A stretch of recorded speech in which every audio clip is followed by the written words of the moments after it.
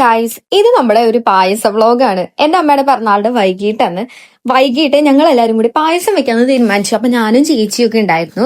ചേച്ചി അപ്പൊ പായസം വെക്കുന്ന ടൈം ആയപ്പോ വീട്ടിലേക്കൊക്കെ വന്നു. അപ്പത്തേക്ക് ഞങ്ങൾ കടയിലൊക്കെ പോയി പായസം മേടിച്ചിട്ട് വന്നു, പാലൊക്കെ മേടിച്ചിട്ട് വന്നു.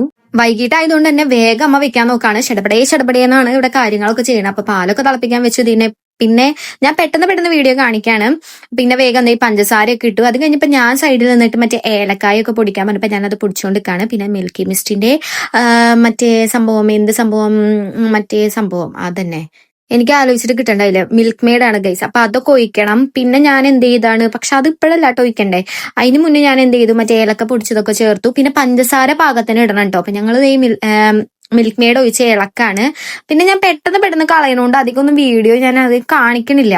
പിന്നെ ദേ അമ്മ നെയ്യൊക്കെ ചൂടാക്കി മറ്റേ അണ്ടിപ്പരിപ്പ്, മുന്തിരി ഇതൊക്കെ ഞങ്ങൾ ഇവിടെ കഴുകിയിട്ടാണ് സത്യത്തിൽ വറക്കാറ്. അമ്മ പറയാതെ എപ്പോഴും ചെളി ഉണ്ടാവും അങ്ങനെ എങ്ങനെയെന്നൊക്കെ പറഞ്ഞിട്ട് അമ്മ അത് എപ്പോഴും കഴുകണം. പിന്നെ കുറച്ചുള്ളതുകൊണ്ടാണ് ഞങ്ങൾ ഇങ്ങനെ ഈ കഷ്ണം അങ്ങനെ പൊടിച്ചെടുക്കുന്നത്. പിന്നെ അതേ നെയ്യിലിട്ടത് നമ്മൾ വറുത്ത് കോരി എടുക്കാണ്. അത് കഴിഞ്ഞിട്ട് നമ്മുടെ ചുടുസുടാ പായസത്തിൽ ഒഴിക്കാണ്.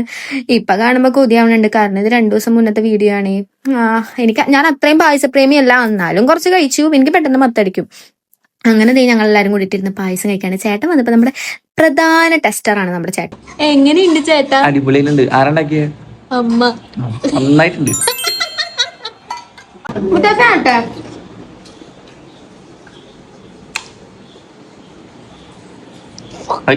നല്ല കാറ്റുണ്ടല്ലോ.